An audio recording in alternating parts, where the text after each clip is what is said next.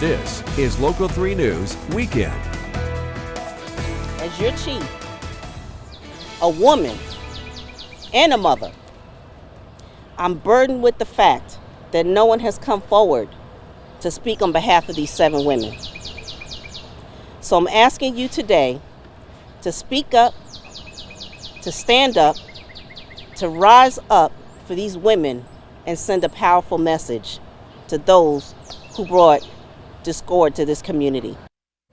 That was Chattanooga's Police Chief Celeste Murphy in May. She asked people to come forward with information on the deadly Grove Street mass shooting last year. Good evening and thanks so much for joining us. I'm Liam Collins in for Mayor Francis tonight. This weekend marks 1 year since 7 women were shot and 2 died on Grove Street in Chattanooga. Today the community had a celebration of life, resilience, and remembrance. Our Jeremiah Beatty joins us in the studio as an arrest has yet to be made in that case. Liam, this shooting still weighs heavy for the community today as it did a year ago. Community members gathered at Renaissance Presbyterian Church to remember those women and enact some change. Organizations like Grieve, which stand for Grieving Relatives in Every Violent Event, offer support to people who have lost a loved one to senseless gun violence. Grieve's founder, Betty Battle, says bringing the community together can help them find a solution. She says it's important they know they are not alone. And we have to understand what affects one directly actually affects us all indirectly. So we need to get involved and we need to come up with some answers and let the public know that they're not alone. These families need closure to what happened. Battle says getting the word out and implementing programs that offer support in the community can help people speak up, but also help them understand that gun violence is not the answer. For ways to get involved or help Grieve's mission, you can visit grievingrelative.org or call the number there on your screen. Reporting live in the studio, Jeremiah Beatty, Local 3 News. Jeremiah, thank you. The Chattanooga Police Department says a man died when he was hit by a car while working on I-24 early this morning. It happened near the Market Street exit around 12:30. Witnesses told CPD that they saw the man cross the median and step into the westbound lane. That's when he was hit by a car. Officials say the driver is cooperating with law enforcement, though. In East Chattanooga, police say they were called about a man lying unconscious on the side of Shallowford Road. He was declared dead on the scene. Police found items and car parts belonging to the man and concluded that the pedestrian had been struck by a car. If you have any information on what happened, you are asked to call the Chattanooga Police Department at 698-2525. Well, fall is here, and it certainly feels like it. Cedric Haynes is here for a first look at your weekend forecast. Hey, Cedric. Well, good evening, Liam. Yeah, I'll tell you what, we definitely had a very pleasant afternoon across the area today on this Saturday. A mix of sun and clouds. Had a couple of sprinkles or an isolated shower earlier today in some spots, but overall, not a bad day. Temperatures right around 80 degrees. Notice the wind is out of the south. That's ahead of a cold front that's moving our way. So our temperatures are climbed into the upper 70s to right around 80 degrees with that nice southerly breeze, but we are tracking that front, which is just off to our north and west near the St. Louis area now, but that is beginning to move to the east. You can also see some clouds developing here in Arkansas and Missouri. That's going to develop into some rain showers and move our way, but not so much for tonight. In fact, this evening, if you have any plans, temperatures will be in the 70s, falling into the 60s by late this evening, but you'll notice we'll get more clouds building in by later on tonight. And then as you wake up tonight and heading into tomorrow morning, we're going to be seeing those temperatures only falling into the 60s across most of the area as the clouds begin to increase from the west, and we'll be into the mid to upper 50s off towards the Blue Ridge Mountains. Now tomorrow, not only are we going to be talking about temperatures back near 80 for highs again, but yes, we're going to have a slightly better chance of some scattered showers and even a couple of rumbles of thunder moving through the area. And that's something that we're going to be tracking for you with the Iron Man in town. Of course, I know a lot of attention will be on that forecast. I got to take you down here though in the Caribbean Sea where we're watching Tropical Storm Ian now continuing to organize here as it makes its way on off towards the west through the Caribbean. Notice it's taking a little dip down towards the south, and what that is an indication of is letting us know that the system is trying to kind of organize. You can see the thunderstorms are trying to wrap around what would be the center of this storm. So it's been a little disorganized today. That's why it hasn't really strengthened yet. But as we go into the next 24 to 36 hours, this storm is expected to strengthen quite a bit. And by the time it makes its way into the Gulf of Mexico, could be a major hurricane And that track has changed a little bit here as we've gone throughout the day. Some of the new data is coming in is shifting this track a little farther to the west, meaning that this storm may stay over the Gulf of Mexico a little longer, and that could eventually lead to a better chance of us seeing some impacts here in the Tennessee Valley. So coming up in just a few moments, I'm going to time out that chance of rain for you hour by hour as we go throughout your Sunday, and then we're going to talk about the chances of rain and some wind that can move our way, all thanks to Tropical Storm Ian. I'll have the latest on that in just a few moments. Liam? Thanks, Cedric. Lots to pay attention to. Thanks for that. It's always a good time to check on the safety and well-being of your kids inside your car, but this week especially, Cornelia Nicholson shares tips from Georgia officials for National Child Passenger Safety Week. I know every 25 seconds, a child under 14 is involved in a fatal accident. Kelly Sizemore, Georgia's Child Passenger State Coordinator, says unrestrained drivers is the leading cause of death in children under the age of 14. On average, 3 children were killed every day in traffic crashes in 2020. The Georgia Governor's Office of Highway Safety is participating in this year's National Child Passenger Safety Week to help reduce those numbers. We take that week to focus on making sure that children are restrained in the correct child restraint, in the booster, conventional seat. Georgia's car seat law requires that children under the age of 8 who are shorter than 4 feet and 9 inches must be in a car or booster seat. I would say 75% of the time it's installed incorrectly. So if not more, it's not difficult, but sometimes the instructions can be confusing. Sizemore says CPS technicians are also traveling statewide to shed light on the importance of using a car seat correctly, going through the vehicle manual and showing parents where to look to make sure the child is in the right position in the car. We show you how to install, and we always let the parent touch the seat last so that we make sure that when you leave that you know how to install that seat properly. During their inspection this week, technicians discovered a counterfeit seat and provided the family with a real one. We had one grandparent that she had not installed seats in a while, and so things had changed. And that was very eye-opening. It usually is for grandparents. Sizemore says this week is a good reminder for parents to always double check and take every precaution to give their children the best chance of survival in case of an accident. In Dalton, Georgia, Cornelia Nicholson, Local 3 News. And if you're questioning whether or not your child's seat is installed correctly, you can reach out to your local police station to see if a technician can help you. Coming up on Local 3 News, is it flu, COVID, or just bad allergies? Hear from a local doctor and how you can tell the difference.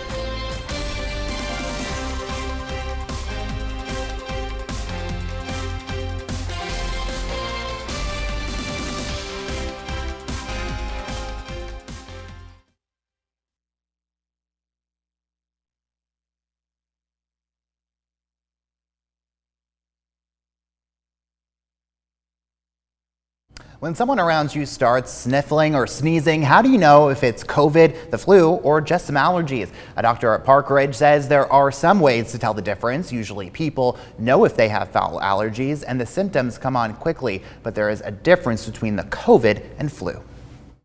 So the main thing about COVID can be anywhere from just a mild cough or cold, shortness of breath. It's more of a dry, hacky type of cough as compared to a thick, mucousy type cough with the flu. Just feeling bad, sitting in a chair, shorter breath. You don't really want to lie down because you get more shorter breath. You can have a severe sore throat, you can have muscle aches and pains, but not as bad as the flu. Both COVID and the flu are not treatable with antibiotics, but you can take medicine to lessen some of the symptoms. Just ahead on Local 3 News, dancers from war-torn Ukraine are performing across the country. Hear their message and when you can see them perform right here in Chattanooga next.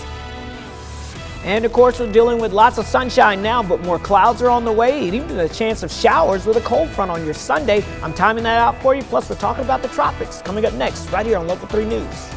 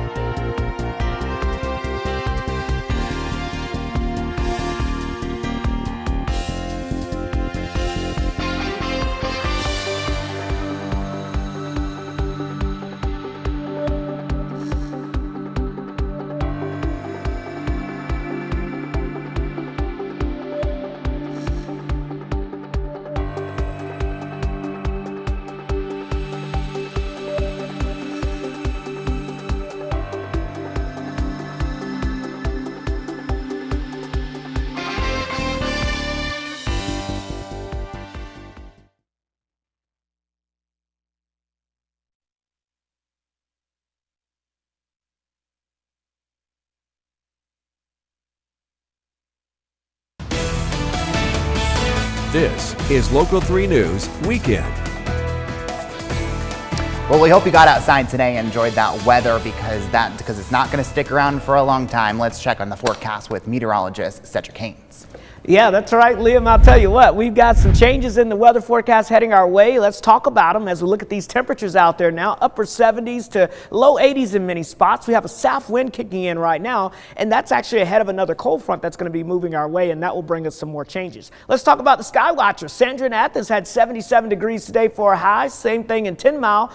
Dan in Dayton called in with 81 degrees today. Lois and Jasper had 83 degrees, 84 as we got down towards Danielle and Chatsworth there. So it was quite quite nice out there. 76 from Gwen on Lookout Mountain, 75 from Jeremy and Monteagle, 86 from George and Bryant. Ben had 84 in Somerville. Don had 83 in Trenton, and we had 81 degrees in Cleveland. Johnny Parks and Ringgold had 78 degrees. For the rest of this evening, we're going to have a mix of sun and clouds, giving way to mostly clear skies. Temperatures falling from the low 80s down through the 70s this evening, and then late tonight we'll head into the 60s. We will see more clouds on the increase by overnight tonight, and that will begin to set the stage for more changes heading our way. So our overnight lows dropping down to about 60 in Athens, 61 Altamont, 62 in Scottsboro. So pretty uniform temperatures thanks to the clouds that will be building in, and temperatures will get a little cooler over in the Blue Ridge. You may drop down into the 50s there. So let's talk about the changes, including the rain chances heading our way as we go into the next 24 hours. We're going to start the clock off with Futurecast, and you'll be able to see, again, mostly clear skies early on this evening with clouds building in after midnight,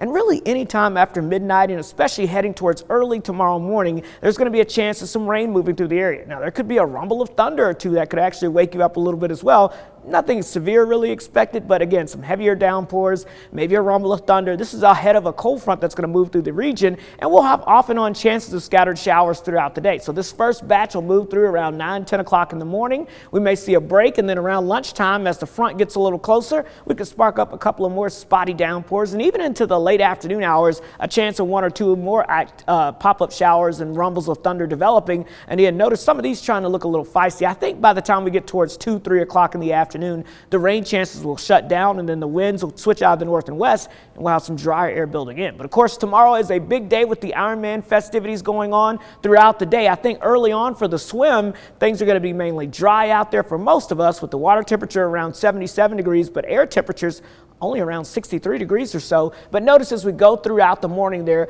a slightly better chance from mid-morning all the way up through early afternoon of a few scattered showers and a rumble of thunder, and then that will tape off during the evening hours with temperatures pretty much hovering into the 70s there. So yes, there is a chance of rain tomorrow. Be aware of that, but it should not be a washout or cause any major problems when it comes to the Ironman festivities or any other festivities you may have outside. High temperatures will climb into the upper 70s to right around the 80-degree mark. Let's talk about the temperatures behind the cold front, because yeah, we're going to be in the lower 80s for your Sunday, but after that we drop down with temperatures only in the 70s, and notice we stay below average. Our average is 82 for a high. We're going to stay well below that going into at least the foreseeable future.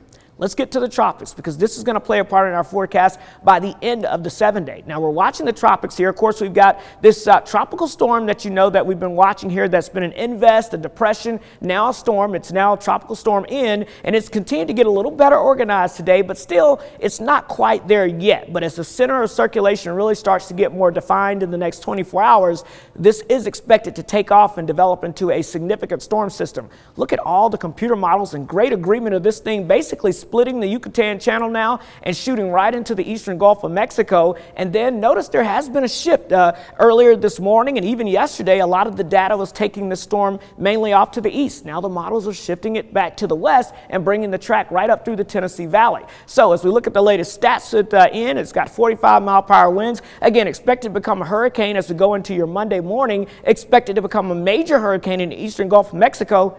That's a Category 4, folks, in the eastern Gulf with winds of 130 miles per hour. So Tampa, areas around there are watching this, but the track has shifted west. So now maybe more looking like the Big Bend of Florida there. So we've got to watch this closely, because after it makes its way up through the Gulf of Mexico and into the Big Bend of Florida, some of the computer models now bring the remnants right over us Friday into Saturday, somewhere in that time frame.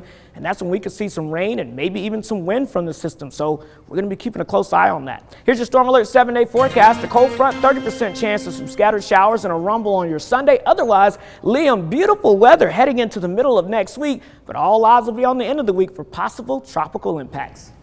We'll look forward to that. Thanks, Cedric, for that. Dancers of Ukraine inspiring America as they bring their message of hope and resilience to stages right here in Chattanooga. NBC Nightly's news anchor Lester Holt has that story.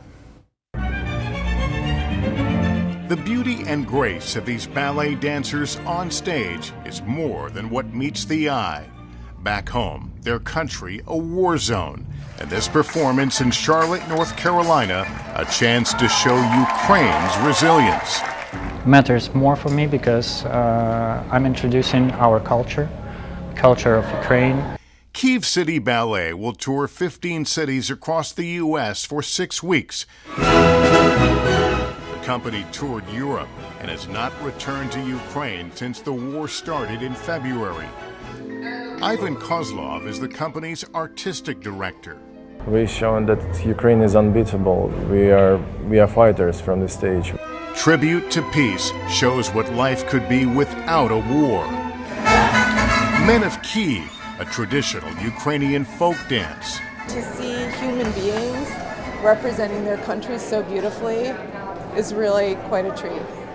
The company also teaching master classes to local communities while collecting donations for Ukrainian soldiers. The dancers with this message.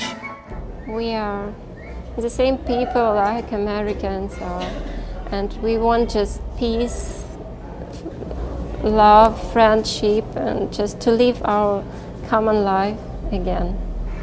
A tribute to Ukraine's fight and a tribute to peace. The Kyiv City Ballet will be here in Chattanooga for the first week of October. There's a link to buy tickets and a schedule on our website, local3news.com. Coming up on Local 3 News at 6, we'll have an update from Knoxville as the 11th ranked Vols take on number 20 Florida and the top ranked Georgia Bulldogs. We're in a dogfight this afternoon between the hedges. We'll have highlights from Athens next in sports.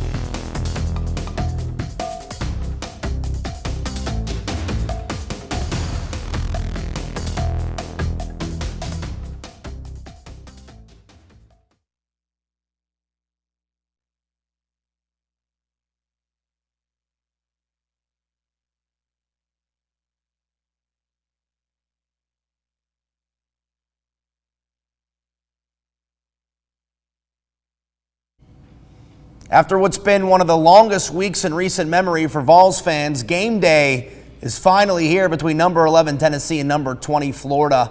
But before the game kicked off, ESPN's College Game Day returned to Rocky Top, and it should come as no surprise that place has been buzzing since the crack of dawn. Sports reporter Samantha Casano is in Knoxville for the big game and checks in. For the first time since 2016, ESPN College Game Day pays a visit to Rocky Top. Vol Nation bringing all the energy as number 11 Tennessee hosts number 20 Florida. It's the first SEC matchup of the year for the Vols, and this rivalry goes way back. The Gators have won 16 of the last 17 matchups, but this Tennessee team feels different this year. There's a different energy, and Josh Heupel has players, fans, and coaches all believing. The Vols are 3-0 for the first time in 6 years. Now, we can't show you highlights right now due to broadcast restrictions, but star wide receiver Cedric Tillman is not playing in this game. He is out with an ankle injury. The Vols hope Tillman can be back next week at LSU, but full highlights and post-game reaction is coming your way at 11. At Neyland Stadium, Samantha Casano, Local 3 Sports. And here's an update on the game taking place right now. It's been a pretty good game. As you'd imagine, Tennessee's offense has looked great all day.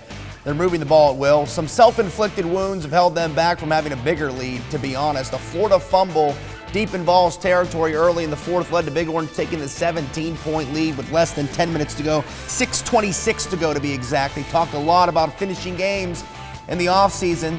They have a prime chance to do so. Like Samantha said, she'll have a full recap from Knoxville coming your way tonight at 11. Through 3 games, the number 1 Georgia Bulldogs have given up all of 10 points. Those games include a then top 15 team in Oregon, a road SEC game, and a pay game. So you'd expect much of the same between the hedges with Kent State in town this afternoon.